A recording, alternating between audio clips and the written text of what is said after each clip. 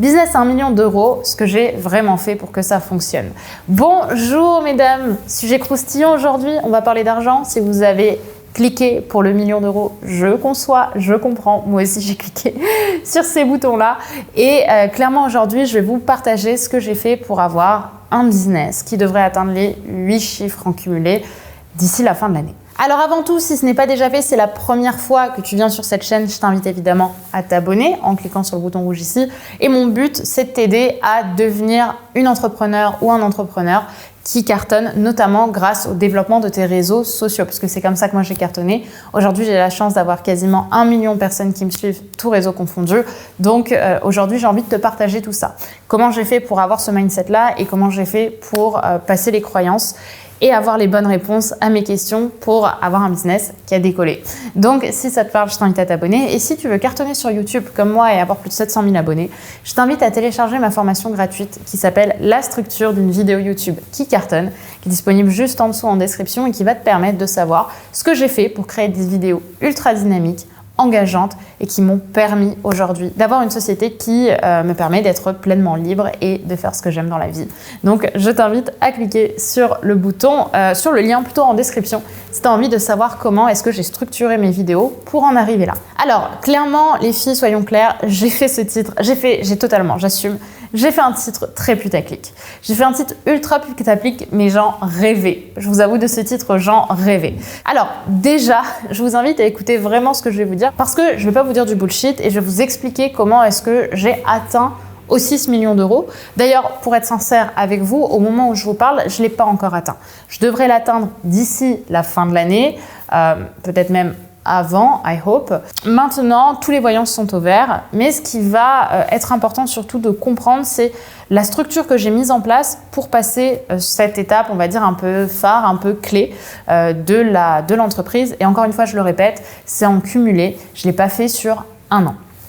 Ok, donc soyons clairs là-dessus. Et j'aimerais quand même aussi vous rappeler que faites attention à ce que vous lisez sur Internet parce que c'est pas la même chose de faire 1 million hors taxe, c'est pas la même chose de faire 1 million TTC, c'est pas la même chose de faire 1 million sur 6 ans, c'est pas la même chose de faire 1 million sur un mois, c'est pas la même chose de le faire en cumulé, c'est pas la même chose de le faire en une fois, etc.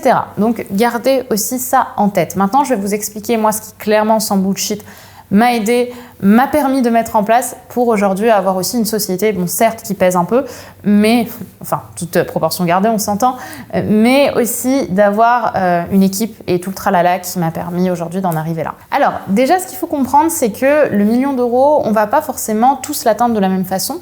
Il y a des personnes qui vont vendre 10 coachings à 100 000 euros, il y en a qui vont vendre 100 coachings à 10 000 euros, et des personnes qui vont vendre 1000 coachings à 1000 euros, c'est aussi possible. Ou d'autres qui vont vendre 1000 formations à 1000 euros. Il y a plein de façons de faire 1 million d'euros, mais par contre, ce qui revient souvent, c'est aussi le mindset qu'on va avoir, et je vous jure que j'y croyais pas ça. Hein. Pour moi, je me disais, mindset, on s'en bat les couilles. Non, on s'en bat clairement pas les couilles, parce que quand on commence à rentrer dans des dynamiques financières aussi importantes pour nous, pour notre petite personne, on peut commencer à bégayer un peu. Donc, ce qu'il faut comprendre, c'est que avant tout, le business, c'est une thérapie. Pour moi, en fait, le business, c'est des caps qu'on va passer au fur et à mesure du temps. Et pour moi, il y a plusieurs caps. Il y a le cap un peu euphorique de la création. Il y a le cap ensuite de la consolidation de ce qu'on a fait. Puis, il y a vraiment cette période d'accouchement, plutôt de contraction avant, où on va commencer à être en souffrance. On va pas trop comprendre pourquoi notre business va pas aussi vite que nous. Et on va complètement être ralenti, en fait, dans notre ligne droite. Moi, c'est quelque chose qui m'est vraiment arrivé à un moment. Tout était bien, tout avançait. Et à un moment, il y a eu des circonstances dans mon business qui ont fait que j'ai commencé à vraiment souffrir et à pas être heureuse de ce que je faisais. Et pour moi, donc, je disais, le business, c'est un peu une thérapie. J'irai même plus loin, c'est un jeu vidéo. Et il y a plusieurs niveaux. Et pour passer chaque niveau, tu dois te libérer d'une croyance. Donc, pour moi, il y a 4 grandes étapes, en fait, avant d'arriver au million d'euros. La première étape, c'est la création du business. Okay, la création du business, c'est un peu la période euphorique où on commence à prendre conscience qu'on va pouvoir travailler sur ce qu'on aime et on va avoir envie de tout faire. Okay, et clairement, on va tout faire parce qu'on n'a pas l'argent pour prendre quelqu'un d'autre. Donc, on va tourner des vidéos, faire nos posts Instagram, faire notre contenu payant, commencer à imaginer comment on va voir la suite. On va commencer à vraiment être dans ce roulement de waouh, en fait, je suis en train d'atteindre ce que je veux dans la vie. Et j'autodétermine mon destin et je suis le personnage principal de ma vie et j'adore ça. Et ça va être vraiment la première étape qui peut vous amener, alors ça dépend des gens, mais qui, moi, m'a amené jusqu'à mes peut-être 300 000 premiers euros. C'est vraiment cette notion de « waouh, j'adore ma vie, ok, j'adore ma vie ». Je dirais peut-être même plus en fait, peut-être même mes 400 000. Bref, c'est pas le sujet. En tout cas, il y a vraiment cette période d'euphorie qui va rentrer en compte. Et puis, il y a ensuite la période très douloureuse. Mais vraiment, on s'y attend pas, de la contraction.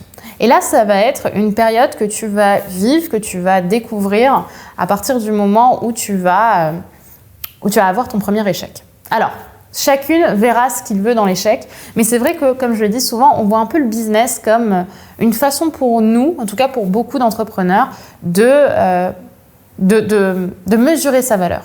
Vous voyez, de se dire, je suis un entrepreneur qui réussit, donc ma valeur, elle est à tel ou tel niveau. C'est une façon de prendre confiance en nous, mais pas forcément de gagner en estime de nous. Okay, c'est une façon juste de se sentir socialement validé par nous-mêmes, en fait. Okay, ça se lie aussi pas mal à l'image de soi. Alors, du coup, quand tu commences à avoir des échecs, quand tu commences à pas avoir ce que tu imaginais avoir dans ton business, tu vas vivre ce qui s'appelle des contractions. Et ça, je peux vous dire que c'est la pire période du monde parce que on se rend compte que tout ce dont on a cru et tout ce qu'on a pu imaginer pour notre futur ne va pas forcément se passer comme on l'aurait imaginé. Parce que justement, notre mindset est fatigué, parce qu'on a besoin de repos, parce qu'on n'a pas envie de se reposer, parce qu'on se dit mais oui, mais ma valeur est liée à mon business, donc clairement, je ne vais pas me reposer. Alors qu'en réalité, c'est exactement comme ça qu'on arrive au burn-out. Donc en fait, cette période-là, elle peut durer plusieurs mois. Chez moi, elle a duré quasiment 1 an, peut-être un petit peu moins, mais dans ces eaux-là. Et je peux vous dire qu'elle est vraiment douloureuse parce qu'on remet complètement en question la personne, la vision qu'on avait et peut-être le pic d'ego qu'on a eu aussi en amont. Donc on rentre vraiment dans cette espèce de vallée de la solitude, hein, comme dirait Kruger. Et donc, à partir de là, une fois qu'on s'en sort, on va comprendre ce qui nous a manqué, on va remettre en question nos changements et notre évolution et on va surtout remettre en question notre entreprise et on va commencer justement dans cette vallée de la solitude à se dire bon maintenant pour remonter je dois structurer.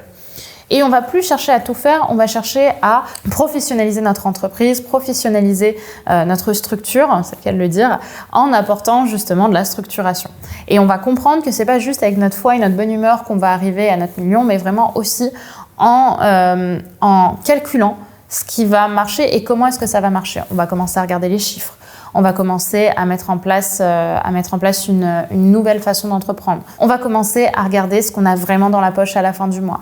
On va commencer à regarder ce dont on a besoin pour augmenter la diffusion de notre contenu ou de nos formations. Comment on fait pour ne plus se limiter à tel ou tel chiffre et réussir à aller plus loin. Et c'est là où on va structurer et sortir justement de l'enfance pour aller vers un âge plus adulte pour notre entreprise. C'est-à-dire que tout n'est plus fluide. Il y a vraiment des remises en question qui se mettent en place. Et c'est grâce à ça et grâce à beaucoup de travail et surtout à du détachement, c'est quand tu comprends que tu n'es pas ton entreprise que tu arrives à faire le 1 million d'euros.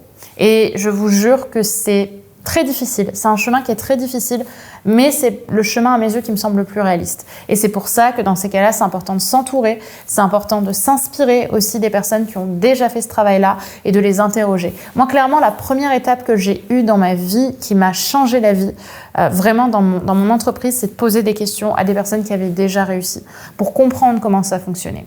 Donc, je vous invite, si c'est votre cas, à me poser vos petites questions dans la zone de commentaires, juste en dessous pour me partager un petit peu si vous vous retrouvez là-dedans. Parce que, en fait, aujourd'hui, il ne faut pas oublier que notre business, il est censé être dans le bien-être de l'entrepreneur. C'est avoir une entreprise, comme dit Olivier Roland, au service de sa vie et pas sa vie au service de ton entreprise. Le problème, c'est que si tu ne fais pas ça et si tu veux toujours tout faire et que tu restes avec ton ego à te dire « je suis la seule personne qui peut faire réussir mon entreprise en fonction de ce que j'ai toujours fait », c'est toi qui vas faire foirer ta boîte. Ce sera toi le goulot d'étranglement de ta boîte parce que tu ne vas pas vouloir lâcher et faire confiance à des principes, à des concepts qui ont déjà fait leurs preuves. Et il y a des phases où tu vas tellement devoir travailler sur toi quand tu vas avoir ton entreprise que je te jure que quand tu vas atteindre ton million, tu vas sentir que tu le mérites et tu te sentiras pas... C'est pas quelque chose qui va arriver comme sur un plateau d'argent parce que c'est difficile de faire 1 million d'euros. Encore une fois, tu as plein de façons de le faire. Mais si tu veux vendre autre chose que 10 coachings à 100 000 euros, ce sera quand même vachement challengeant. Ça a été tellement dur pour moi quand j'ai compris et je vous jure que j'avais pas le choix de recruter en fait. quand j'avais pas le choix de recruter, que je pouvais plus tout faire moi-même, parce que sinon, j'allais tuer ma boîte en fait. Si je continue à tout faire moi-même, j'allais tuer ma boîte.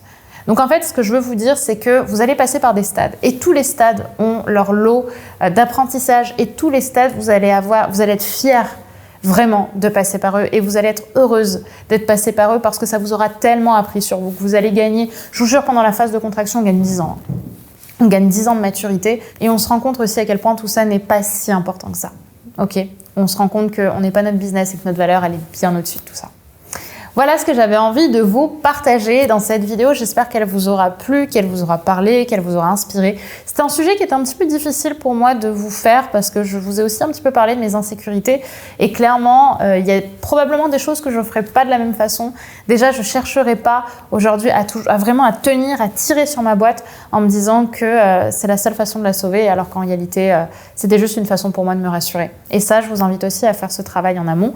Mais si vous êtes au début de votre business, continuez par contre cette phase euphorique. Soyez heureuse de travailler sur ce que vous faites et je vous jure que étape par étape, vous allez accomplir de grandes choses.